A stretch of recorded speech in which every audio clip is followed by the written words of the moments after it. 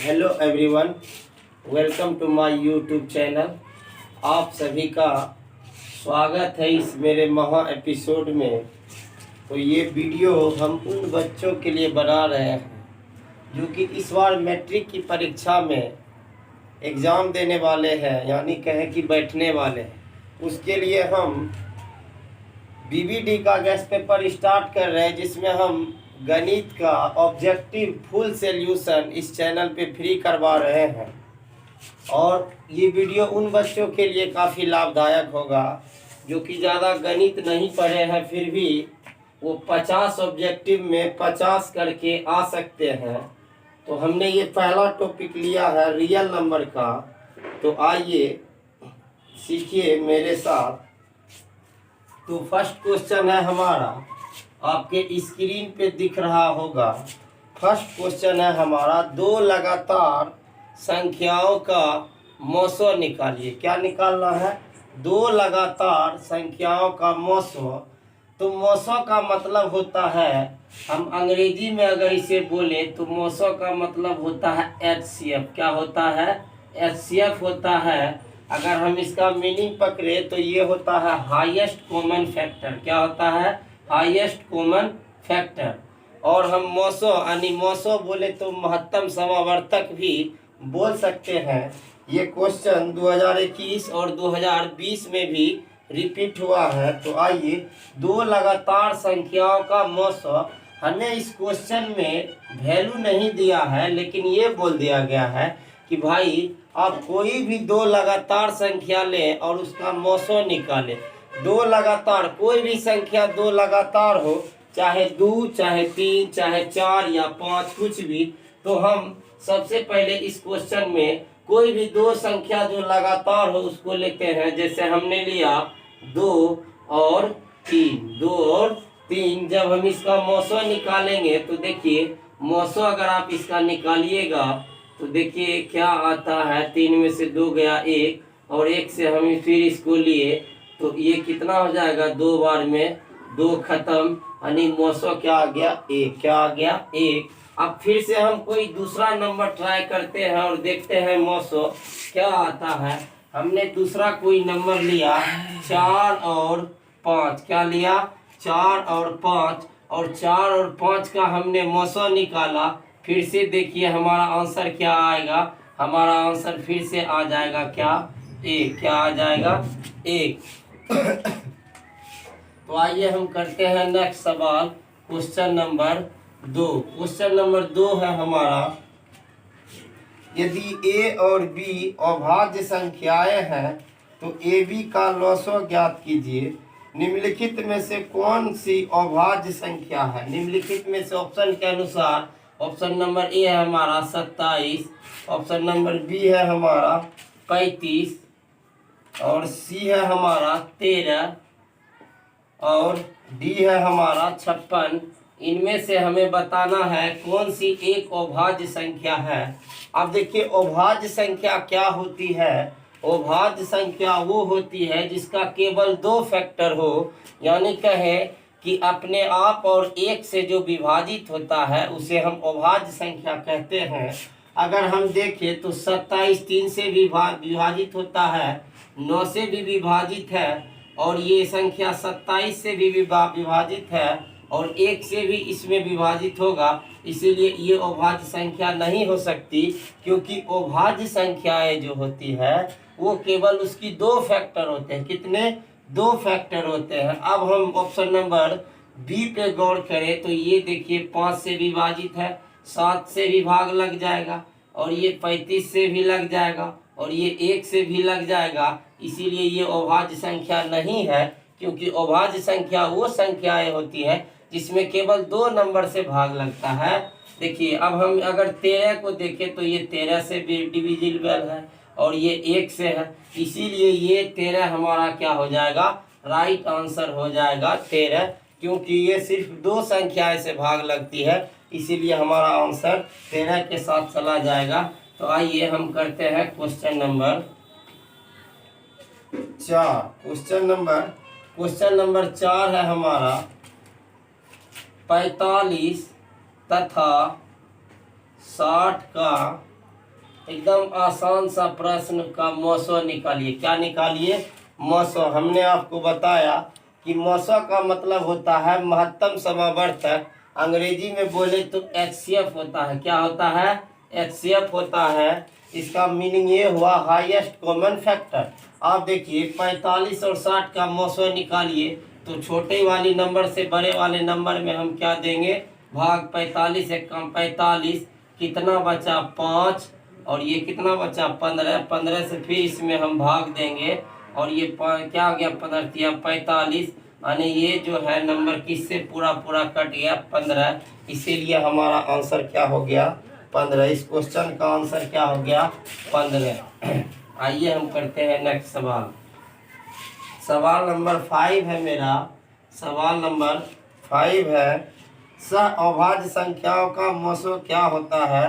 तो भाई सह अभाज्य संख्या का मौसो हमेशा क्या होता है? एक होता है। क्या होता है? एक होता है। अब सह अभाज्य संख्या किसे कहते हैं? जिसका मौसो एक होता है उसी को हम सह अभाज्य संख्या कहते हैं। तो इस क्वेश्चन में कोई ज़्यादा है नहीं, इसीलिए हम आइए नेक्स्ट सवाल पे। Question number 6। क्वेश्चन नंबर 6 है हमारा 144 के अभाज्य गुणनखंड में 2 का घात कितना होगा? ठीक है, 2 का घात कितना होगा इस क्वेश्चन में हमें निकालना है। बस आसानी से देखते रहिए आप। हम 50 में 50 कर देंगे। ये हम आपको बता रहे हैं 90% बीवीडी से ही आने वाला है इस परीक्षा में, क्योंकि मेरा अनुभव बता रहा है। देखिए 144 में 2 का घात कितना है? तो हम 144 का अभाज्य गुणनखंड निकालेंगे। 2 सत्ती 14, 2 दूना 4, और फिर देखिए यहाँ 2 तिया 6, 2 छक 12, फिर देखिए 2 एका 2, 2 अठी 16, 2 नमा 18, 3 तिया 9, 3 एका 3। आप यहाँ देखिए तो 2 कितना बार रिपीट हुआ वही हमारे क्वेश्चन का राइट आंसर होगा। देखिए 1 2 3 4, यानी 2 का घात कितना है? 4। यही हमारे क्वेश्चन का आंसर है। आइए हम करते हैं नेक्स्ट सवाल। सवाल नंबर 7 आपके स्क्रीन पे दिख रहा होगा। सवाल नंबर 7 है हमारा, निम्नलिखित में से कौन अभाज्य संख्या है? निम्नलिखित में से एक नंबर है मेरा 91 213, दूसरा नंबर है 41, तीसरा और चौथा है 501। अभाज्य संख्या वैसी संख्या जिसमें केवल 2 संख्या से भाग लगती हो, जिसका केवल 2 फैक्टर हो। तो 91 देखें तो 91 13 से आप लगाइएगा, 7 से लगाइएगा तो 7 से भी भाग लग जाएगा, 13 से भी भाग लग जाएगा, और ये 91 से भी भाग लगेगा, और 1 से तो लगेगा।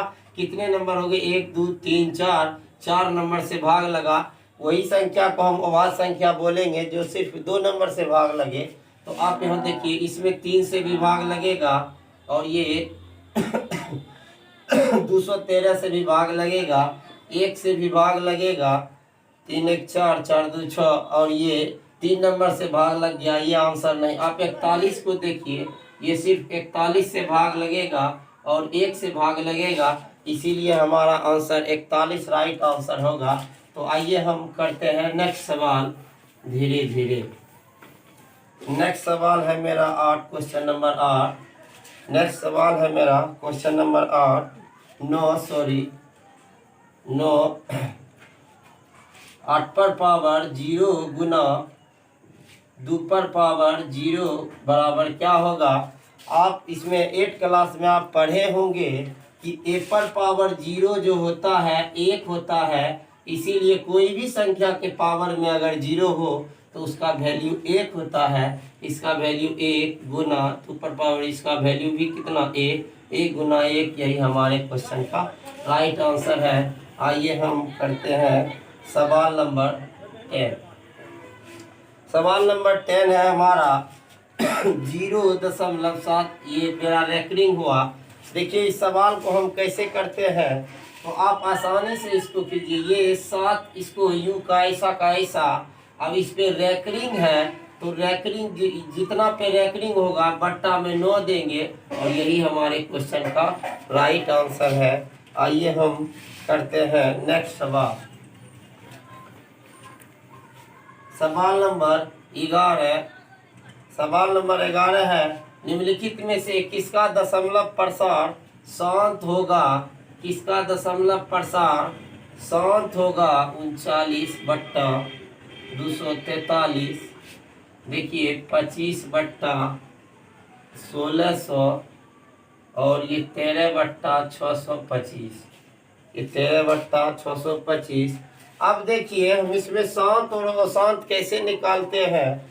ये मेरा अंश हुआ, इसे हम हर बोलेंगे। ऊपर वाला को अंश बोलते हैं और नीचे वाला को हर बोलते हैं।